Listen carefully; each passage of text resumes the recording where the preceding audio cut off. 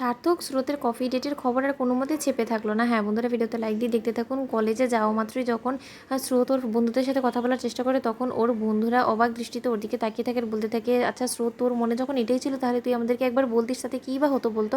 আমরা তো তোর অনেক ভালো ফ্রেন্ড, তাই না? আমরা তো সেই কবে থেকে ছোটোবেলা থেকে তোর পাশে ছিলাম, তাহলে তোর সব ধরনের খারাপ ভালোর কথা তো তুই আমাদেরকে অন্তত বলতে পারতি। তখন স্রোত বলতে থাকে, তোরা কী বলছিস, আমি কিছুই বুঝতে পারছি না। ওদিকে সার্থক ও কলেজে ঢোকা মাত্রই টিচার্সরা অবাক হয়ে সার্থকের দিকে তাকিয়ে থাকে আর বলতে থাকে, কী ব্যাপার, সকলে এরকম করে অবাক হয়ে আমাদের দিকে তাকাচ্ছে কেন, আমাদের কিছুই বুঝতে পারছি না। ওদিকে সার্থককে স্রোত জিজ্ঞেস করতে থাকে যে, স্যার আপনি একটা জিনিস লক্ষ্য করে দেখেছেন, সকলের নজর কিন্তু আজকে আমাদের দিকে এরকম করে সকলে কেন তাকাচ্ছে, আমরা তো সেটাই বুঝতে পারছি না। ওদিকে স্রোতের শত্রু বন্ধুরা এসে স্রোতকে বলতে থাকে, কী রে স্রোত, তুই এমন ভান ধরছিস যে তুমি কিছু জানিসই না।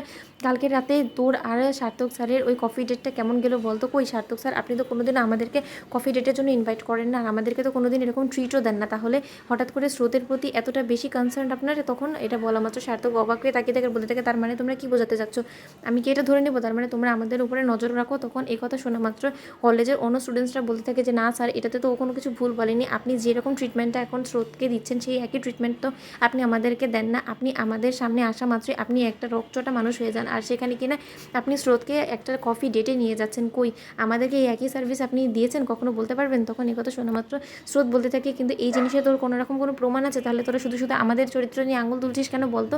তখন অন্য টিচার্সরা বলতে থাকে, দেখো স্রোত, যত বিষয়টা নিয়ে ঘাটাঘাটি করবে ততই তোমরাই অপমানিত হবে, তাই এই বিষয়ে বরঞ্চ নিজেদের মুখটাকে চুপিয়ে রাখো, সেটাই বরঞ্চ ভালো। তখন একথা শোনা মাত্র সার্থক বলতে থাকে, আচ্ছা আপনারা যে সকলে এরকম করে আমাদের দিকে তাকিয়েছেন, আপনাদের কাছে যথেষ্ট পরিমাণে কোনো প্রমাণ আছে? তখন টিচার্সরা বলতে থাকে, দেখুন আমরা অলরেডি আপনাদের এই ছবিগুলো দেখে ফেলেছি, আর এই ছবিগুলো দেখে আর কিছু বোঝার বাকি নেই যে আপনারা যথেষ্ট পরিমাণে ঘনিষ্ঠ সম্পর্কে জড়িয়ে গেছেন। আপনাদের মধ্যে যদি সত্যিকার অর্থে পার্সোনাল কোনো সম্পর্ক তৈরি হয়েই থাকে, তাহলে সেটা সকলের সামনে স্বীকার করতে কিসের এত সমস্যা আপনাদের বলুন তো। এখানে আপনারা কলেজে আসার পর এমন একটা ভান ধরেন, এমন বোঝান যে হয়তো আপনাদের মধ্যে শত্রুর মতন একটা সম্পর্ক, কিন্তু আসলে যে গভীরে গিয়ে আসলে যে সম্পর্কটা শুধুমাত্র টিচার আর স্টুডেন্টের না, সেটা তো আমরা বেশ ভালো করে বুঝতে পারছি। এই ছবিটা থেকে যে কোনো মানুষই সব কিছুই বুঝতে পারবে। তখন এই ছবিটা দেখা মাত্রই স্রোত আর সার্থকের দিকে অবাক হয়ে তাকিয়ে থাকে, বলতে থাকে যে, স্যার এই ছবিটা কে তুললো আর কেই বা ভাইরাল করলো গোটা কলেজে। তখন একথা শোনা মাত্র সার্থক বলতে থাকে যে, এই ছবিটা কে তুলেছে আর কে ভাইরাল করেছে, আমি তার নাম জানতে চাই। ওদিকে সার্থককে অন্য স্টুডেন্টসরা বলতে থাকে যে, স্যার আর নাম জেনে কী করবেন বলুন তো, নাম জেনে তার আপনার কোনো কাজ নেই, যা কিছু করেছেন তার জন্য তো আপনি হাতে নাতে ধরা পড়ে গিয়েছেন। এখন হাতে নাতে ধরা পড়েছেন বলে কি আপনি সেই স্টুডেন্টটাকে এই কলেজ থেকে বহিষ্কার করে দিবেন না কি স্যার বলুন তো।